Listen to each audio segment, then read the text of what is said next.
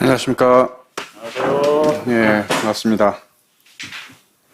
오늘은 두 번째 주일입니다. 매월 둘째 주는 복음 전도 집회로 모입니다. 오늘 제목은 참된 행복으로의 초대라는 제목으로 오늘 시간을 나누고자 합니다. 여러분들 행복하십니까, 요즘? 요즘에 행복하냐고 물어보면 이렇게 돌맞을 분위기인 것 같아요. 다들 이 코로나로 인해서 코로나 블루라고 하는 말이 생겼고, 이제 그걸 지나가지고 코로나 레드라고 하는 말도 생겼습니다. 코로나 때문에 밖에 나가지 못해서 우울한 단계를 지나가지고 이제 막 분노까지 나타나는 그런 시대라서 행복하냐고 묻기가 참 어려운 그런 시대인데요. 그 이전에는 어땠습니까?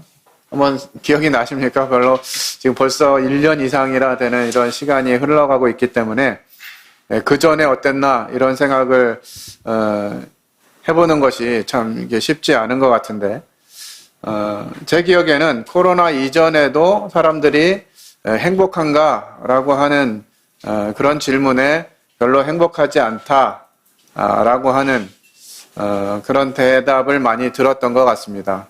우리나라 참 좋은 나라이고 특별한 게 많은 나라인데, 그 특별함 중에는 또 부정적인 특별함도 참 많은 것 같아요.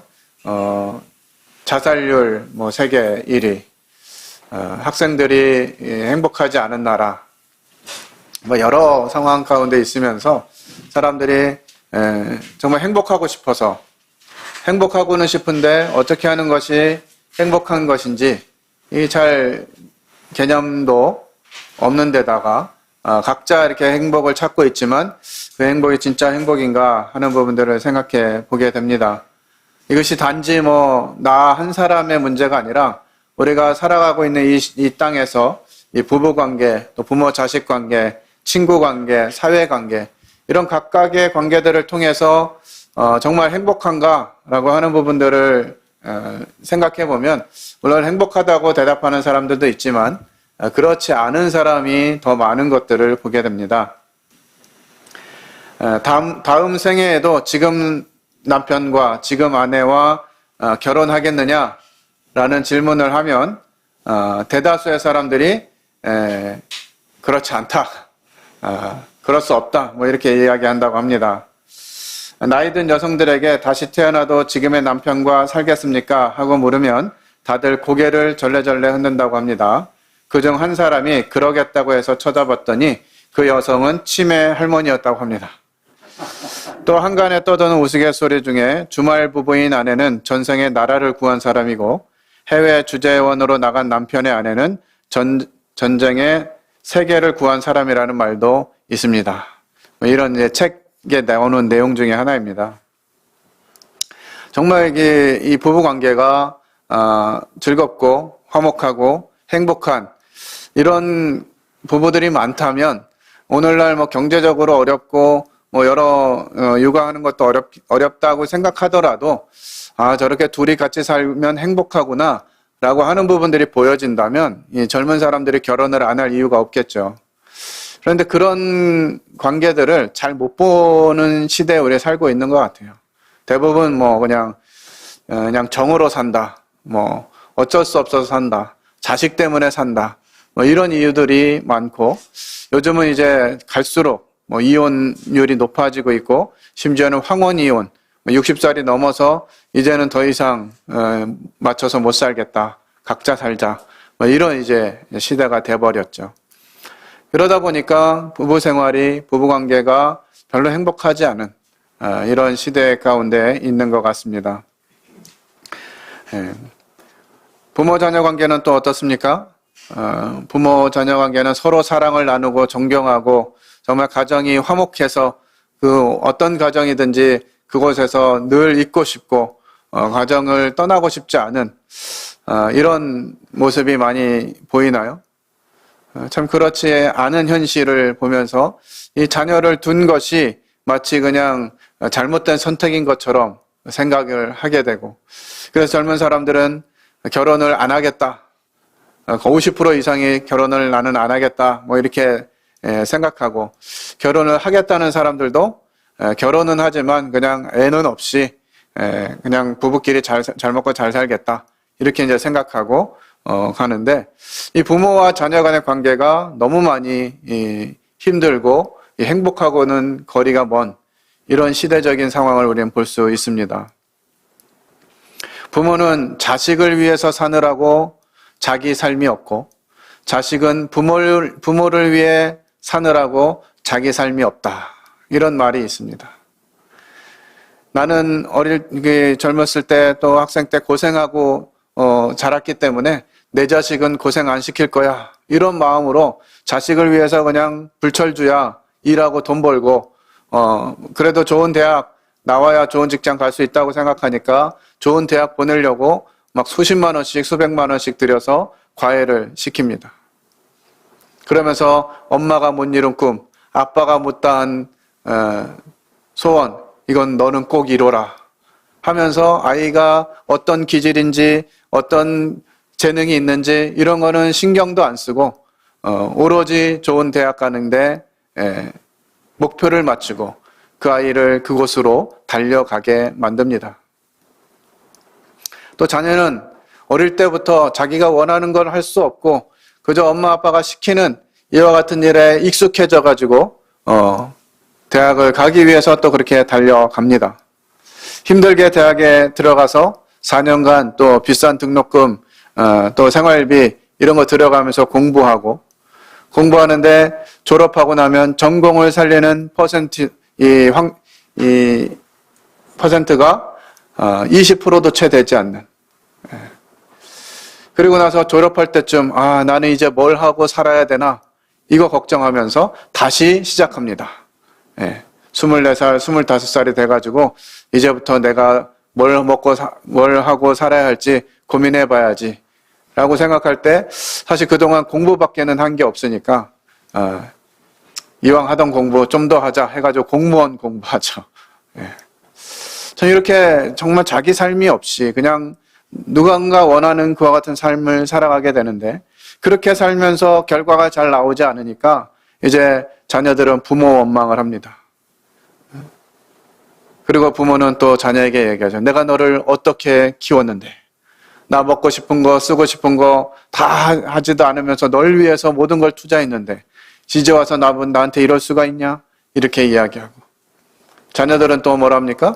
내가 언제 그렇게 해달라고 그랬냐고, 내가 원해서 한 거냐고, 엄마가 원해서 한 거 아니냐, 이런 이제 다툼으로 이 가정이 다 깨어지는 이런 모습들을 우리는 심심치 않게 보게 됩니다. 최근 들어서 정말 자기가 낳은 아이를 2주 만에 그냥 칭얼거린다고 때려가지고 죽였다, 이런 소문도 듣게 되고, 부모의 재산을 받기 위해서 부모를 죽인다는 이런 얘기들도 심심치 않게 들려옵니다. 정말 이 가정의 관계들, 부모 자녀 간의 관계가 행복하고는 거리가 먼 이런 이야기들을 자주 듣게 되죠. 또 친구 관계는 어떻습니까? 나는 너에게 친구인가 호구인가? 내가 뭔가 가지고 있고 나눠줄 것이 있을 때는 친구인 것처럼 대하다가 그것이 없으면 이제 무시하고 찾지도 않고 이렇게 하는. 최근에 이 연예인들이나 또 운동선수들 중에서 학창시절에 이 폭력 사건을 저지른 이런 사람들이 드러나고 있습니다. 친구라고 생각했는데 그 친구로 인해서 어려움을 겪고 또 그 친구가 행복하게 사는 것을 보기 싫어서 또 다 들춰내고 이런 일들이 계속 일어나고 있습니다. 사회관계는 또 어떻습니까? 정말 이 사회에 생활하면서 다 각자 자기 일에 몰두하고 있느라 다른 사람을 생각하지 않고 다른 사람을 배려하지 않는 이와 같은 사회관계 속에서 살아가고 있어요. 직장 관계도 마찬가지고 주인, 이웃과의 관계도 마찬가지고 그런 부분들을 생각하게 됩니다.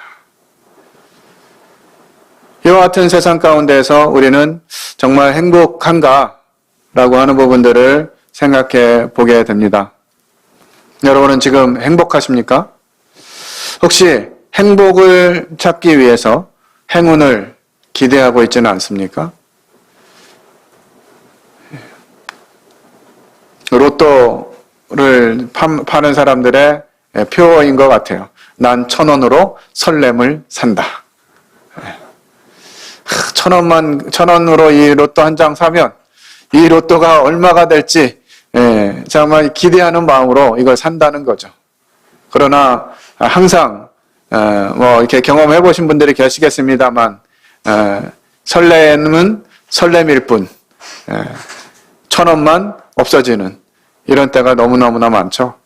희한하게도 근데 1등 됐다는 사람은 왜 이렇게 많은지, 그걸 왜 나한테는 안 오는지 이런 생각을 하면서 나한테도 언젠간 그런 기회가 올 거야 라는 마음으로 이 로또를 잡고 사는 사람들이 있는 것 같습니다. 제가 어떤 통계를 보니까 로또 당첨될 확률보다 1등 로또 당첨될 확률보다 교통사고로 죽을 확률이 훨씬 더 높다고 합니다. 이건 뭐 거의 나랑 상관이 없는 그런 일이겠죠. 이런 일들을 구하는 거죠. 저도 어릴 적에 이렇게 뭐 산이나 들이나 이런 데 가면 이 클로바가 있었고, 항상 이게 보면 이 클로바가 있으면 뭘 하죠? 네잎 클로바 찾느라고 애를 씁니다. 그 많은 클로바 속에서 네잎을 찾느라고 친구들이 다 네잎을 찾으니까 서로 이제 이 네잎 클로바 찾느라고 애쓰는데 잘 못 찾을 뿐더러 이제 찾았다고 그것을 뭐 책갈피에 넣어놓거나 뭐 코팅해가지고 어디에 잘 가지고 다니기도 하고 뭐 이런 경험도 있는 것 같은데요. 이런 뭔가를 행운을 찾고 있는 것이죠. 로또 1등에 당첨돼서 행복하게 잘 먹고 잘 산다는 소문은 거의 안 나는 것 같아요. 그런데 로또 1등 된 사람으로 인해 1등 된 것으로 인해서 삶이 망가지고 피폐해졌다. 뭐 심지어는 자살도 하게 되고 가족을 죽이기도 하고 뭐 이런 상황들이 됐다라는 소식은 적지 않게 들려옵니다. 네잎 클로버의 꽃말은 행운이라고 합니다. 그런데 새잎 클로버의 꽃말이 뭐냐면 바로 행복이라고 합니다. 그래서 우리는 이 네잎 클로버를 찾기 위해서 새잎 클로버를 막 짓밟으면서 네잎 클로버를 찾는데, 이것은 무엇을 의미하느냐? 수많은 행복 속에서 행운만을 찾고 있는 이와 같은 모습인 것 같아요. 우리에게 참된 행복이 주어지지 않기 때문에 뭔가 행운으로 이 행복을 메꿔보려고 하는 이와 같은 활동들이 많다고 하는 것이죠. 그렇다면 참된 행복은 무엇이겠습니까? 무엇이 정말 참된 행복일까요? 그리고 이 참된 행복은 어디로부터 오게 될까요? 많은 사람이 행복을 추구하고 나도 행복했으면 좋겠다라고 하는 사실들을 듣게 되는데 제대로 이 행복을 찾거나 누리는 사람들은 많지 않은 것 같습니다. 자, 이 세상에서 가장 소중한 거, 그게 뭡니까? 여러분들은 무엇을 가장 소중하게 여기시나요? 어떤 사람은 명예를, 어떤 사람은 부를, 어떤 사람은 생명을 다 추구하는 것이 있을 것입니다. 모든 것이 다 소중하다고 생각할 수 있겠지만 그 중에서도 가장 소중한 것은 바로 나 자신입니다. 내가 없으면 부도 필요 없고 명예도 필요 없고 생명을 길게 사는 것도 의미가 없는 것이겠죠. 그렇다면 이 세상에 가장 소중한데 이런 내가 과연 행복하냐는 것입니다. 나는 내가 가장 소중해 라고 많은 사람들이 생각해요. 부모도 자녀도 또 남편도 아내도 다 소중하지만 내가 가장 소중해 라고 외치는 시대가 바로 지금 이 시대인 것 같아요. 그래서 나의 소중한 삶을 위해서 다른 사람을 배려하거나 다른 사람을 또 이런 나의 소중함 속에 집어넣거나 이런 일들을 극도로 주저하는 이런 시대에 살고 있습니다. 나만 중요하고 나의 행복이 인생의 가치인 이런 시대에 살고 있는데 여러분 정말 행복합니까? 저는 가끔 요즘 인터넷에서 이 음식들을 시켜가지고 집에서 이제 요리를 자주 해 먹는데 야, 이거 진짜 혼자 살기엔 너무 좋은 세상이다 이런 생각을 하게 됩니다. 먹고 싶은 메뉴는 무엇이든지 그냥 오늘 시키면 내일 새벽에 집 앞에 딱 도착해 있어가지고 먹고 싶은 걸로 언제든지 주문해서 먹을 수 있는 그런 시대인 것 같아요. 아, 정말 이런 시대에 혼자 살면 얼마나 행복할까? 막 이런 생각도 들 정도로. 근데 혼자서 음식 먹으면 맛이 잘 없어요. 그죠? 누구랑 같이 먹어야 좀 맛있는 것 같은데 이러다 보니까 혼자 하는 이런 문화들이 자꾸 생겨나게 됩니다. TV 프로그램에도 뭐 나 혼자 산다. 이런 이제 마치 혼자 어떻게 사는 것이 잘 사는 것인지 이런 부분들 막 서로 이야기하고 뭐 이러면서 누리고 있는 이런 모습들을 보게 되는데 그런 정말 이렇게 가끔 뭐 장면들 지나다가 보면 너무 짠하고 아유 저 혼자서 저게 뭐 하는 궁상이야 뭐 이런 생각이 들잖아요. 정말 이 행복해야 될 나가 행복하지 않는 것이죠. 여기 창공을 나는 독수리가 있습니다. 이 독수리는 행복해 보입니까? 행복해 보이지 않나요? 이 독수리는 행복한 것 같아요. 왜 행복합니까? 이 자기가 지어진 자기의 이 존재의 목적을 알고 정말 공중을 정말 자기의 세상인 것처럼 날개를 쫙 펴고 쭉 날아다니는 이 과정 가운데 이 독수리는 정말 행복함을 느낄 것이에요. 왜? 자기가 원하고 자기가 바라는 것들 그대로 살고 있기 때문에 그렇죠. 물속에 물고기들이 많이 있습니다. 이 물고기들은 행복하겠습니까? 안 행복하겠습니까? 이 물고기들은 정말 행복하게 자기의 삶을 살아가고 있을 것 같아요. 그런데 이 물고기가 자기가 있어야 할 곳, 또 존재의 목적, 이것을 잃어버린 채 난 물속이 지루해, 난 좀 육지에 나가서 살아볼래 하고 뛰쳐나가는 순간 어떻게 되죠? 죽음과 직면하게 됩니다. 그래서 이 물고기는 물속에서 있을 때 물속에 있는 먹이들을 먹고 환경들을 누리고 이렇게 살 때 행복한 것이에요. 여기 호랑나비 애벌레가 있습니다. 이 애벌레는 행복할까요? 애벌레가 뭘 행복하겠어 이런 생각을 할 수 있겠지만 이 애벌레 또한 자기의 삶을 살면서 자기가 이제 이렇게 계속 기어다니지만 언젠가는 날개가 활짝 펴져서 창공을 나를 것이야 라는 소망을 가지면서 행복하게 살아가고 있는 것 같습니다. 참된 행복은 존재의 목적에 맞게 살아갈 때 얻게 됩니다. 그렇다면 나의 존재의 목적은 무엇일까요? 여러분들의 존재 목적에 맞게 살아간다면 여러분들도 행복해질 수 있을 것이에요. 그런데 도대체 내가 왜 존재하는지, 내가 지금 왜 살고 있는지 이런 부분들을 잘 모르는 것이죠. 그러다 보니까 계속해서 다른 곳에서 뭔가 나의 존재 의미를 찾고 내가 존재한다라고 하는 것들을 어필하기 위해서 다양한 것들을 찾게 되는 것입니다. 그렇다면 내가 이 존재하는 목적, 이것을 누가 정하는 것일까요? 누가 내가 이 땅에 존재하도록 그 목적을 정해 놓았습니까? 오늘날 많은 사람들이 이 부분을 고민하고 생각하면서 많은 이론들을 만들어내고 있습니다. 첫 번째는 범신론입니다. 모든 것이 신이에요. 마치 우리 선조들이 자신의 존재 목적을 그런 분들께 구했잖아요.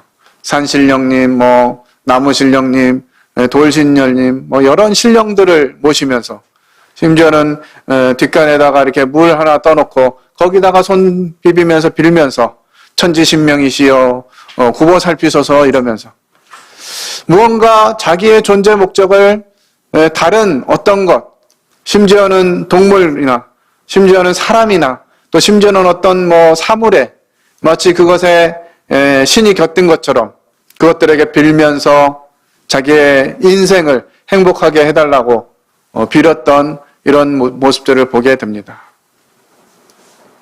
생명이 없는 무생물체에게도 절을 하고, 그래서 성경에 보면 이 아테네라고 하는 그리스죠. 그곳에는 알지 못하는 신에게라고 하는 이름도 있었다고 해요. 그러니까 뭐 신 이름을 막 붙이다가 뭐 이렇게 이름이 많어 그냥 모르는 신 이렇게 해가지고 거기다가 절하는 거예요. 거기다 비는 거예요. 자신의 존재 목적을 그 알지 못하는 신에게 부여받는 것입니다. 이것이 우리가 전통적으로 해왔던 무속신앙에 가까운 일들이에요. 두 번째는 무신론입니다. 신은 없다. 그래서 여기서부터 시작된 학문이 뭐냐면 바로 진화론입니다. 사람이 어떻게 존재한다고 설명해주고 있죠? 그냥 우연히 어쩌다가 그냥 우주에서 그냥 뭔가 대단한 폭발이 빵 하고 터졌는데 그 폭발이 쫙 펼쳐지면서 어느 지점에 갔더니 태양계라는 우주가 생겼고 그 태양계라고 하는 이 안에 수금지와 목도천의 명은 또 없어졌다고 하네요. 요즘. 이런 9개, 7개 수금지화, 목토, 천, 해, 명 9개네요. 9개의 별, 9개 중에서 하나는 없어지고 8개의 별이 차례로 이렇게 줄을 서서 늘어서고 그 중에 태양을 중심으로 해서 거리가 있었는데 그 와중에 또 이 지구라고 하는 곳에만 사람이 살 수 있는 이 환경이 돼가지고 그 지구라는 곳에서 아주 작은 미세한 이 세포 이런 것부터 시작해가지고 그것들이 모여서 회의하고 연구하고 열심히 수련하고 이렇게 했더니 또 뭐가 됐다. 뭐가 됐다. 그래서 결국은 그것이 점점 발달을 돼가지고 사람이 됐다. 이것이 진화론이죠. 근데 이것이 모든 사람들이 받아들일 만한 이론이 되었어요. 그래서 그냥 마치 우리의 조상은 원숭이, 이 원숭이가 언제부터 두 발로 걸어 다니기 시작했는지를 연구해가지고 이 두 발로 완전히 선 원숭이가 우리 인류의 조상이다. 이렇게 하면서 지금 학문을 펼쳐나가고 있잖아요. 그냥 진화론입니다. 이거는 하나의 이론이에요. 그런데 학교에서 초등학교 때부터 막 중학교, 고등학교, 대학교까지 다 이것이 맞는 것처럼 가르치니까 그래 나는 그냥 어쩌다가 생긴 존재야. 의미 없는 것이지. 그러니까 어떻게 되죠? 힘 있는 사람은 그냥 힘 없는 사람 짓밟는 거예요. 약육강식 이래가지고 사람의 생명을 귀한 것으로 여기지 아니하고 그냥 막 사람을 패기도 하고 죽이기도 하고 때리기도 하고 이유도 없어요. 그냥 여자라서 때렸다. 그냥 뭐 남자라서 때렸다. 뭐 이유도 없이 이런 행동들을 하게 되죠. 이것이 바로 이 무신론. 하나님이 없기 때문에, 신이 없기 때문에 그냥 막 살아도 돼. 어차피 그냥 대충 사는 거, 우연히 만들어진 인생, 그렇게 살다 가면 되는 거지. 라고 생각하는 영역들이 생기게 되는 것입니다. 이 범신론도 또 무신론도 여러 양상들을 나타내는데 요즘에 이제 나타나는 것은 이 자신을 믿는 천상천하 유아독존. 이 세상에 나밖에 없다. 내가 최고다. 내가 신이다. 뭘 믿어? 하나님을 믿어? 얘라 내 주먹을 믿어라. 뭐 이런 이야기 하면서 마치 자기가 모든 문제들을 해결해갈 수 있는 그런 사람인 것처럼 생각합니다. 그러나 이 사람의 유한함, 사람의 이 자긍은 얼마든지 우리가 생각해 볼 수 있어요.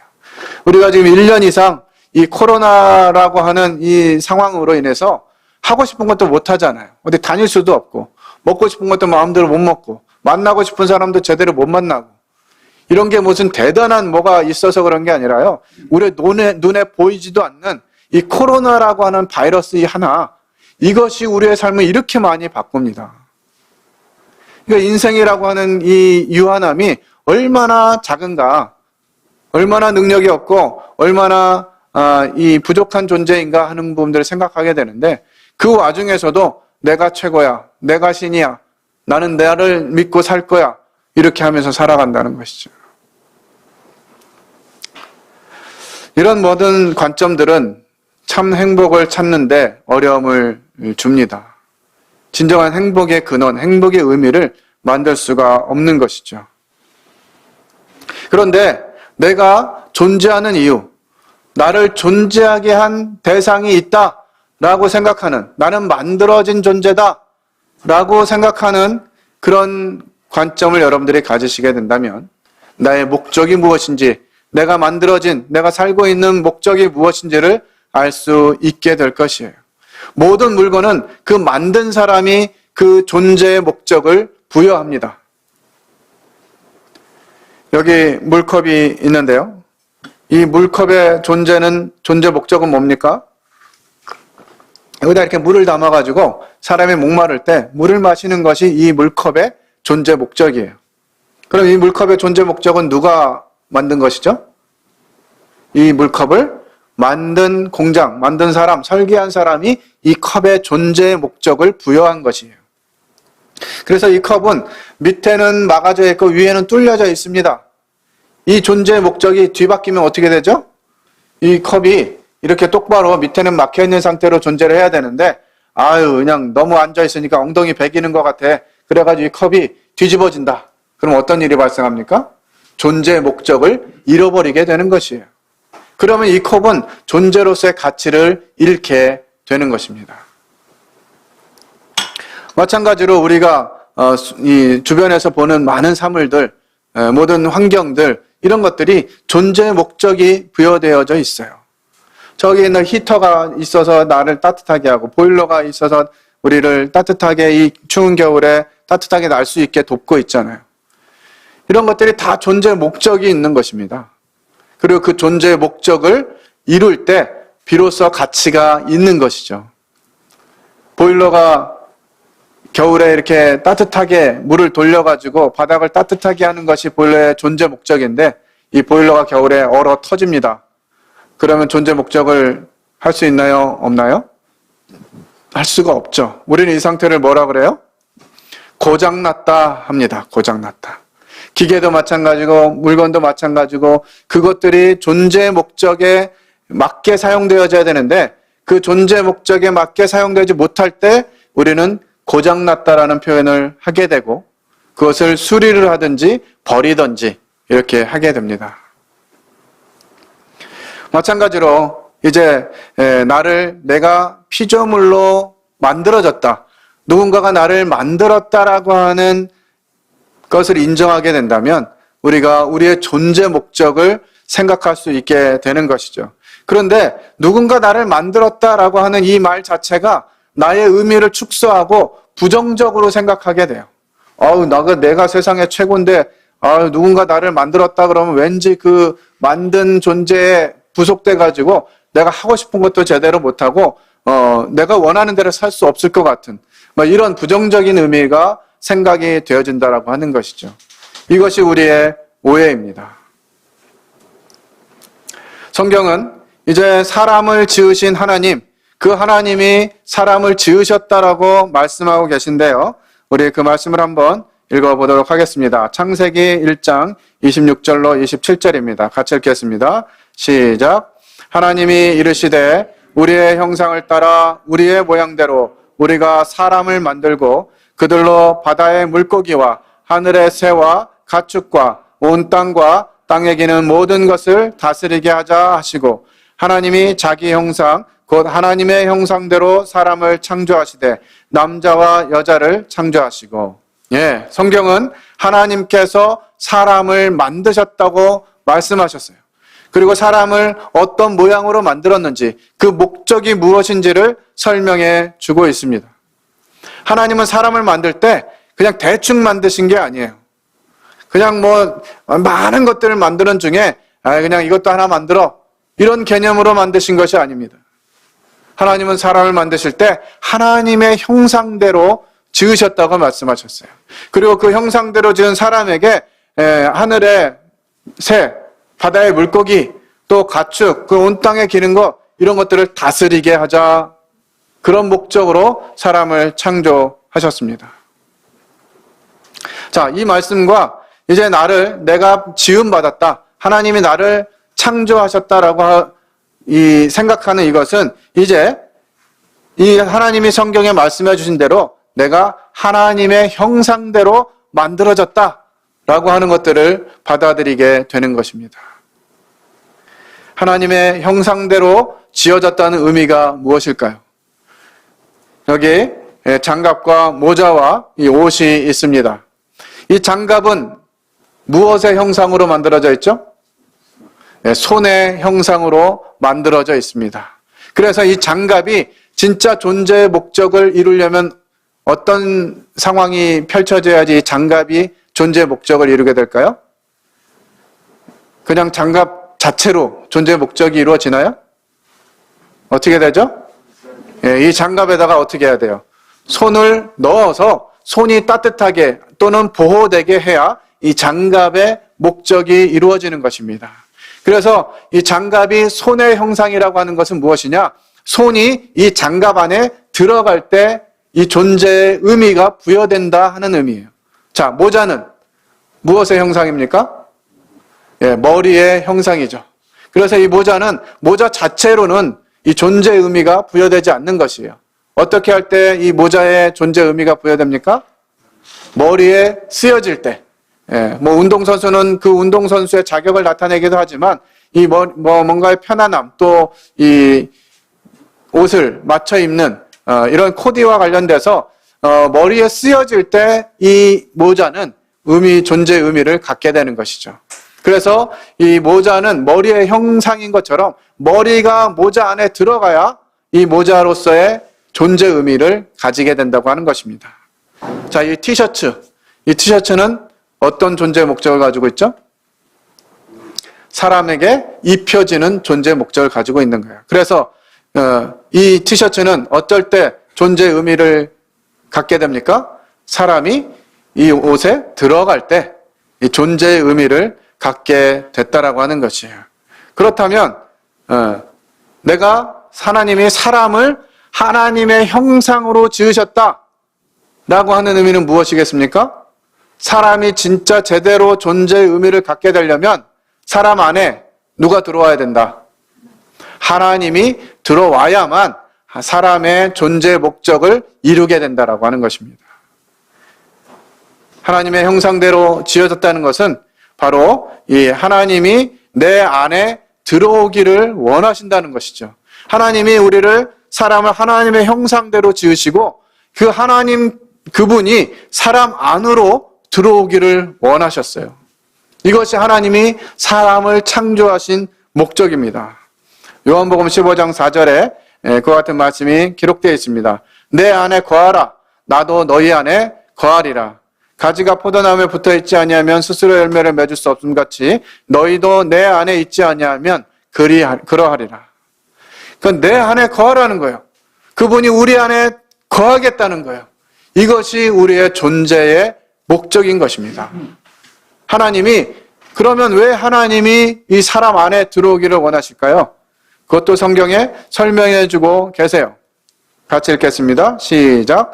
내 이름으로 불려지는 모든 자, 곧 내가 내 영광을 위하여 창조한 자를 오게 하라. 그를 내가 지었고 그를 내가 만들었느니라. 이사야 43장 7절입니다. 내 이름으로 불려지는 모든 자, 곧 내가 내 영광을 위하여 창조된 자를 오게 하라. 무엇을 위해서 창조됐다고요? 하나님의 영광을 위해서 창조되었다라고 하는 것이에요. 뭔가 이렇게 하나님의 영광을 위해서 창조됐다 그러니까 뭔가 우리가 뭘 해서 그 뭔가를 이렇게 채워야 되는 것 같은 이런 어감이 드는데요. 그러면 이 영광이 도대체 뭔가라고 하는 부분들을 좀 살펴보겠습니다. 나의 존재의 목적은 하나님의 영광을 위해서 창조하셨다고 말씀하셨는데 이 영광이라고 하는 단어는요, 이 원어적인 이름으로 카보드라고 하는 단어인데요. 이것은 풍부, 부, 영예, 영광 이런 의미를 가지고 있습니다. 또 부, 재물, 또 중요하고 긍정적인 명성, 또 왕가에 속하는 영예 이런 의미를 가지고 있어요. 그러니까 하나님이 우리를 하나님의 영광으로 지으셨다라고 하는 그 의미는 무엇이냐? 하나님이 가지고 계신 그 부와 영예와 영광 이것을 가지고 우리를 왕가에 속하게 되는 왕이신 하나님의 형상을 닮아서 그 하나님이 사람 안에 들어오면 그 하나님의 영광을, 그 하나님의 부와 영예와 풍부와 영광을 우리가 가지게 된다라고 하는 것입니다. 그래서 우리는 오해하지 말아야 돼요. 마치 하나님이 우리를 그냥 뭔가 하등한 존재로 만들어 놓고 하나님 섬기게 그냥 하나님한테 하나님 뭔가 부족하시니까 거기다가 뭔가를 자꾸 들여가지고 하나님이 뭔가 더 부여해 주시려고 생각하는. 그래서 많은 종교들은 다 그런 것입니다. 마치 우리가 뭔가를 열심히 해가지고 그냥 내가 섬기는 그 하나님께 뭔가 더 많이 들여가지고 무엇인가 더 풍성해지게 만드는 이런 의미를 가지는 것이 바로 종교예요. 그러나 이 하나님은 우리를 종교로 지으신 것이 아닙니다. 오히려 하나님은 우리에게 뭘 자꾸 받으려고 하시는 것이 아니라 하나님은 우리에게 주시려고 하시는 것이에요. 하나님의 그 존재의 부여하심, 하나님의 그 능력, 그것을 사람에게 주기를 원하신다는 것이죠. 그래서 하나님은 우리에게 그냥 대충 만들어가지고 야, 너 그냥 어떻게 한번 살아봐 이런 것이 아니에요. 하나님의 형상대로 우리를 지으셨고 그 형상 안에 하나님의 모습을 나타낼 수 있는 이와 같은 부분들을 넣고 싶으셨어요. 그렇게 사람을 아주 놀라운 존재로 지으신 것입니다. 이것이 우리의 존재의 목적이에요. 그리고 하나님 여기서 멈추지 않으셨어요. 무엇이 되게 하셨느냐? 에베소서 1장 5절 함께 읽겠습니다. 시작. 그 기쁘신 뜻대로 우리를 예정하사 예수 그리스도로 말미암아 자기의 아들들이 되게 하셨으니. 뭐가 되게 하셨다고요? 아들들이 되게 하셨다는 거예요. 하나님에게 성경은 하나님에게 유일하신 독생자 아들이 있다고 설명하고 있는데 그 아들 하나로는 좀 부족하게 느끼셨는지 더 많은 아들들을, 그러니까 하나님이 형상을 따라 만드신 그 사람들을 하나님의 아들 삼고 싶으셨다는 거예요. 아들이 왜 필요합니까? 우리 민족은 대대로 이 아들을 굉장히 중요하게 여긴 민족이잖아요. 아들을 왜 낳으려고 했나요? 뭐를 잇기 위해서? 대를 잇기 위해서. 이 아들을 못 낳으면 대가 끊어진다 그래가지고 어찌됐든 아들을 낳아야 되는 거죠. 그래서 이 아들을 못 낳는 이 부인들은 그냥 이 아들을 못 낳았다는 이유 때문에 집에서 쫓겨나기도 하고 뭐 이런 시대를 우리 선조들이 살았습니다. 그래서 아들을 낳는 이유, 아들이 필요한 이유는 바로 대를 잇는 것이에요. 그렇다면 하나님께 아들들이 필요한 이유는 뭐겠어요? 하나님이 대가 끊어지실까 봐 그러실까요? 그런 건 아니실 거예요. 하나님이 왜 우리를 사람을 지으시고 하나님의 형상대로 만드시고 그 다스리는 존재를 그런 역할을 부여하시고 하나님 안에 있는 것들을 사람에게 주고 싶어 하셨느냐? 그것의 목적은 바로 아들들이 되게 하셨고요. 아들들이 된다면 어떻게 되기를 원하시느냐? 또 한번 읽어보겠습니다. 같이 읽겠습니다. 시작. 자녀이면 또한 상속자, 곧 하나님의 상속자요 그리스도와 함께한 상속자니 우리가 그와 함께 영광을 받기 위하여. 하나님은요 사람을 지으시고 사람에게 뭔가 자꾸 뜯어내시려고 사람 만드신 게 아니에요. 기독교를 오해하는 많은 분들이 돈이 좀 있어야 교회를 가지 이런 생각을 합니다. 근데 하나님은 그런 분이 아니시라고요. 물론 이제 교회가 운영되기 위해서 기본적인 필요와 뭐 이런 부분들이 필요하지만 사람들한테 돈 걷어가지고 하나님이 부자 되시려고 그러시는 게 아니에요. 그래서 성경은 그냥 억지로 내지 말라고 말씀하고 계십니다. 즐거운 마음으로 원하는 만큼 내라고 말씀하시는 거예요. 근데 오늘날 잘못된 기독교가 여러 구실들을 만들어가지고 돈 많이 내는 사람이 하나님께 축복 많이 받는 것처럼 이렇게 이제 잘못 알려졌는데 하나님 그런 분이 아니시라는 거죠. 하나님 오히려 우리에게 주시고 싶어 하세요. 하나님이 가지신 것들, 하나님의 속성, 하나님의 부, 하나님의 영예, 하나님의 영광 이런 것들을 우리에게 주고 싶어 하신다는 것이죠. 그래서 우리를 아들 삼으시려고 했고요. 그 아들 삼아서 하나님의 것을 상속해 주고자 하시는 하나님의 빅픽처가 성경에 기록되어 있는 것입니다. 여러분들 하나님을 오해하지 마시고요. 성경을 오해하지 않으셨으면 좋겠어요. 마치 이 사람들에게 무엇인가 자꾸 걷어가지고 이 하나님이 풍부해진 것처럼. 그럴 것 같으면 뭐할로 이렇게 사람을 만드셨겠어요? 그냥 더 부여해줄 수 있는 뭐 이런 보석이나 이런 거 막 만드셔가지고 이게 다 내 거야 이러시면 될 거 아니겠습니까? 그러니까 사람들이 오해하고 있다는 거예요. 하나님에 대해서도 오해하고 있고 교회에 대해서도 오해하고 있고. 하나님은 우리를 그렇게 만드시고 그런 존재가 되기를 원하셨고 그래서 우리에게 존재의 의미를 부여하셨어요. 하나님의 영광이 되도록. 그런데 여러분들은 지금 하나님의 영광이 되고 있으십니까? 내가 그렇게 하나님을 닮고 하나님이 가지신 그와 같은 것들을 내가 물려받고 나를 통해서 내 모습이 하나님처럼 보여지느냐 하는 것이에요. 여기에 자신 있게 그렇다 이렇게 대답할 사람이 별로 없을 것 같습니다. 왜냐하면 하나님의 영광이 되지 못하는 이유가 있거든요. 하나님은 그렇게 만드셨지만 그리고 태초에 만들어진 그 사람은 어느 정도 그 역할을 감당했는데요. 그 첫 번째 사람이 이 하나님의 영광을 포기하게 되는 그런 사건이 성경에 기록되어져 있습니다. 하나님이 지으신 그 존재 목적, 거기서 머물지 않고 그냥 나는 내가 스스로 나의 존재 목적을 찾아볼 테야 라고 하는 마음으로 이 하나님을 거절하고 하나님을 대적하고 자기 길로 가는 이런 일들이 일어나게 되는데요. 성경은 이것을 죄라고 말합니다. 이 죄가 내가 하나님의 영광을 나타내지 못하도록 하고 있는 것이에요. 이 죄로 인해서 하나님의 영광이 드러나지 못하고 있습니다. 로마서 1장 20절로 23절에는 이와 같은 말씀이 기록되어 있습니다. 상세로부터 그의 보이지 아니하는 것들 곧 그의 영원하신 능력과 신성이 그가 만드신 만물에 분명히 보여 알려졌나니 그러므로 그들이 핑계하지 못할지니라. 하나님이 있긴 어딨어? 본 적 있어? 보여주면 믿을게. 이렇게 얘기하시는 분들이 많은데요. 이거 우리가 주변에 그냥 하나님이 계시다, 하나님이 만드셨다라고 하는 것들을 보이는 것들이 정말 너무 많은 거예요. 요즘 코로나 시국이니까 이걸로 이야기하면 모든 게 다 설명이 되는 것 같아요. 하나님이 우리를 얼마나 정교하게 또 얼마나 안전하게 사람을 지으셨는데요.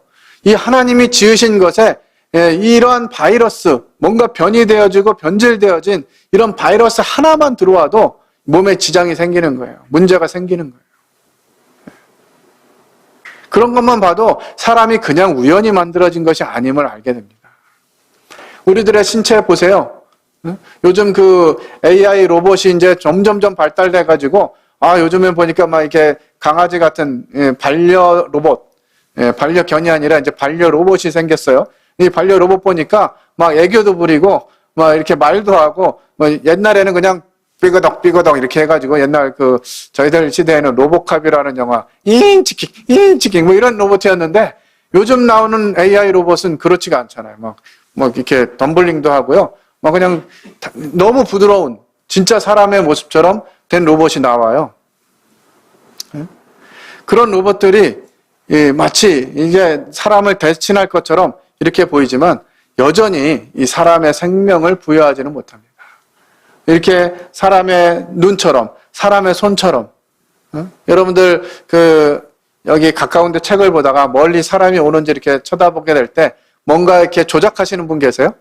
자, 이제 책 보고 있었으니까 멀리 보자 하고 뭐 이렇게 단추를 누르거나 뭐 다이얼을 돌리거나 뭐 이렇게 해가지고 시선 조절하시는 분 계신가요? 그냥 자연스럽게 되잖아요. 가까운 데보다 먼 데 보려고 그러면 그냥 눈만 들면 멀리 보이잖아요. 이런 것이 어떻게 우연이 됐다고 이야기하겠어요. 우리들의 손가락 하나하나 이렇게 자율적으로 움직이고 뭐 이렇게 되는데요. 이 뇌의 혈관 하나만 딱 터지면요. 이게 안 움직여져요. 이런 것들이 하나님이 계시고 누군가 사람을 설계해서 굉장히 아주 세밀하게 설계해서 만들었다고 하는 것들을 보여주는 것이죠. 그런데 사람들이 그것을 인정하지 않으려고 하는 거예요. 그러면서 하나님을 알되 하나님을 영화롭게도 아니하고 감사하지도 아니하고 오히려 그 생각이 허망해지고 미련한 마음에 어두워졌나니 스스로 지혜 있다 하나 어리석게 돼요. 썩어지지 아니하는 하나님의 영광을 썩어질 사람과 새와 짐승과 기어다니는 동물 모양의 우상으로 바꾸었느니라. 하나님이 인정하고 싶지 않고 그냥 자기 자신 스스로의 하나님을 두려고 하는 것입니다. 그런 마음을 갖는 사람들을 하나님 보시고요. 그들이 그렇게 하는 이유는 뭐냐? 마음에 하나님 두기를 싫어하는 것이에요. 하나님 뜻대로 살고자 하는 이런 의지가 없는 것이에요. 그래서 그 하나님이 마음에 없으면 좋겠다는 거예요. 계속해서 그렇게 살아가니까 하나님이 그냥 내버려 두셨습니다. 여러분들 자녀들과의 관계 속에서 대화하고 때리고 매매하고 그냥 훈계하고 하다 안 되면 맨 마지막에 하는 말이 뭐예요? 네 맘대로 해. 이제 너랑 나랑 끝이다. 상관없으니까 네 마음대로 해. 이게 그냥 갈 때까지 간 상태거든요. 이게 사람들이 이 죄를 가지고 자기 갈 때까지 가니까 하나님이 그냥 내버려 두셨어요. 그래, 할 수 있는 데까지 해봐라. 그렇게 하고 나니까 사람들의 마음 가운데 나타나는 현상들이 뭐냐?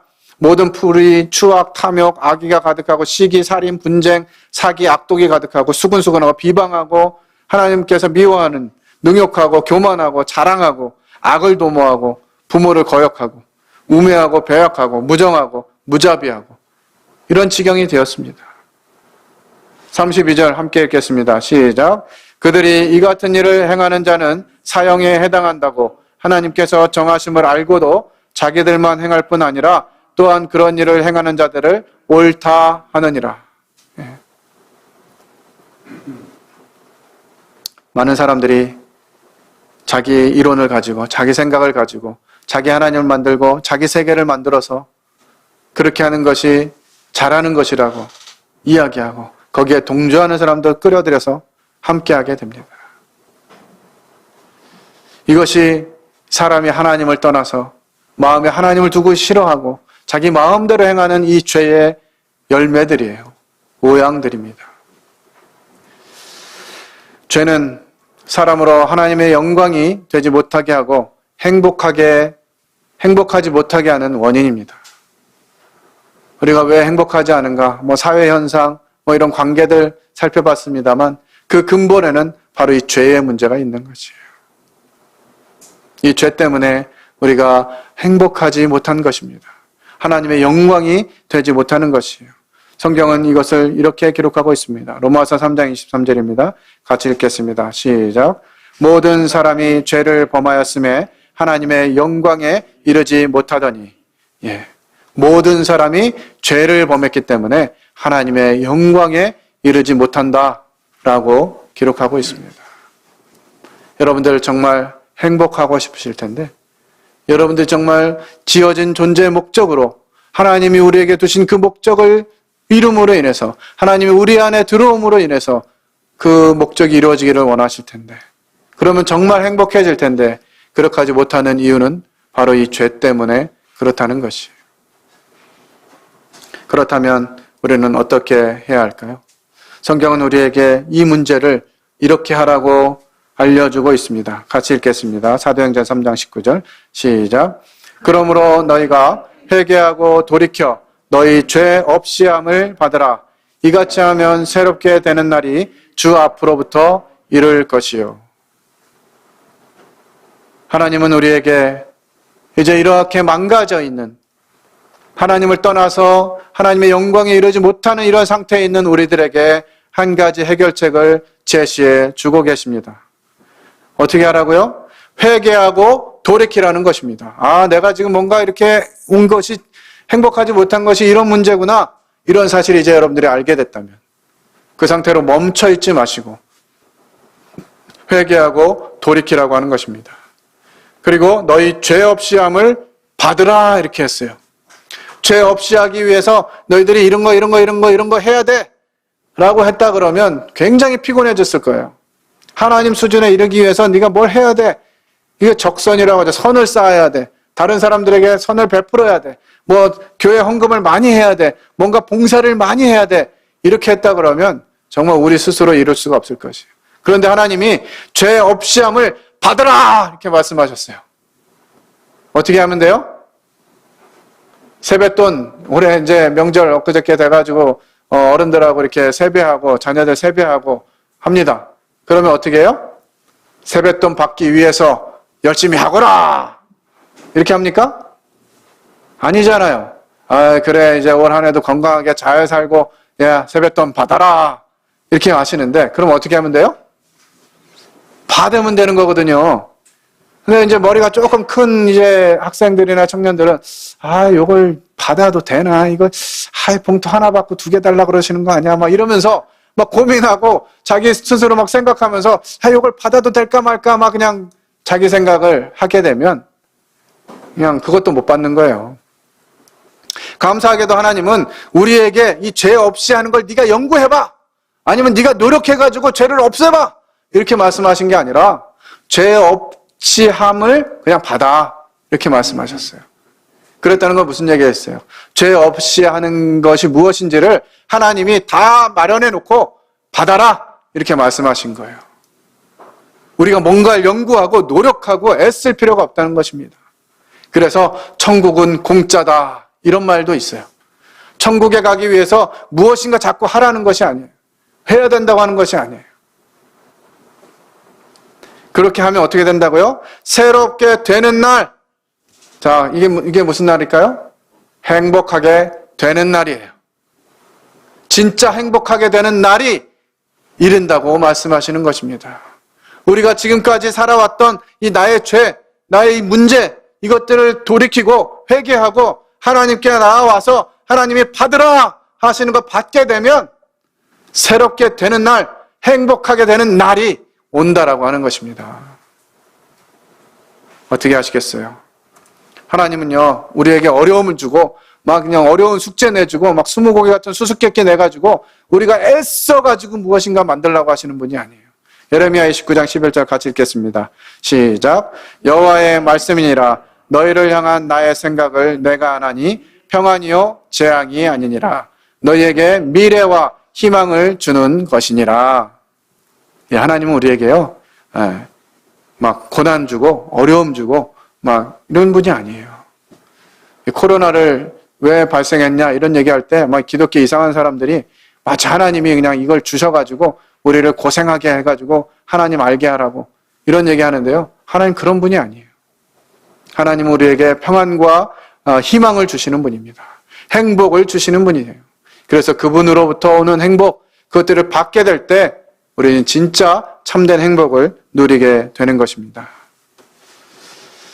여러분들에게 한 가지 부탁을 드리겠습니다. 오늘 짧은 시간에 성경이 말하는 모든 것을 여러분들에게 말씀드릴 수가 없어요. 그래서 오늘 성경이 말하는 일부를 제가 말씀드렸습니다. 그리고 이제 이 말씀이 여러분들을 참된 행복으로 인도하게 될 것이에요. 자, 다 같이 읽겠습니다. 로마서 10장 17절 시작. 그러므로 믿음은 들음에서 나며 들음은 그리스도의 말씀으로 말미암았느니라. 우리가 이제 하나님에 대한 믿음, 하나님에 대한 확신 이런 것들을 가져야 되는데요. 이것은 막 의지나 노력으로 되는 게 아니라 말씀을 들음으로 가능해지는 것입니다. 혹시 온라인을 통해서 말씀을 듣고 계신 분들이 계시다면 여러분들 생각, 여러분들 고집, 여러분들의 방법 이런 것들 내려놓으시고 성경을 들어보시기를 바랍니다. 성경을 읽으시고 또 도움이 필요하시면 연락 주셔서 도움을 받으실 수 있습니다. 여러분들이 믿음을 통해서, 들음을 통해서 이 믿음을 갖게 되기를 원합니다. 저희 군포번영교회는 이제 참된 행복으로의 초대, 이 일을 위해서 매달 둘째 주일에 이와 같은 부분, 어떻게 하면 참 행복을 얻을 수 있을 것인가 라고 하는 부분들에 대한 말씀을 전하게 됩니다. 다음 달은 3월 14일에 이와 같은 말씀이 전해지게 되는데요.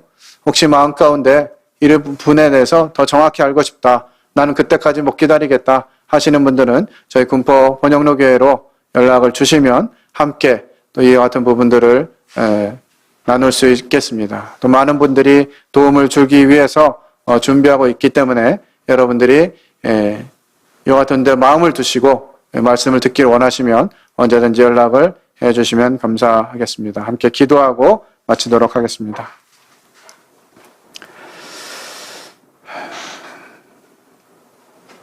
너희를 향한 나의 마음은 평안이요 재앙이 아니니라. 하나님은 우리를 하나님의 형상대로 지으시고 하나님이 가지고 계신 모든 것을 저에게 주셔서 저희들로 하여금 행복하도록 창조하셨음을 오늘 듣게 되었습니다. 정말 행복이 어디 있는지, 무엇을 해야, 어떻게 해야 행복할지 고민하는 많은 사람들에게 하나님은 내가 곧 행복의 근원이라고, 내가 지은 목적대로 되어질 때 행복하다고 말씀해 주시는 것을 들었습니다. 하나님, 이 시간에 이 하나님의 말씀을 들은 이 사람들을 기억해 주시고 특별히 마음 가운데 하나님에 대한 간절함이 생각나게 하시고 그래서 회개하고 돌이켜 죄 없이 함을 받는 이와 같은 행복해지는 날이 속히 임할 수 있도록 도와주시기 원합니다. 하나님의 음성을 들은 사람들, 이 하나님의 말씀을 들은 사람들이 그곳에서 멈춰 있지 않게 하시고 담대함을 가지고 믿음을 얻기 위해서 하나님 말씀을 듣는 기회들을 가질 수 있도록 도와주시기를 원합니다. 오늘 함께 해주신 것 감사드리며 이 모든 것을 살아계신 하나님 아들 예수 그리스도의 이름으로 기도를 드렸습니다. 아멘. 감사합니다.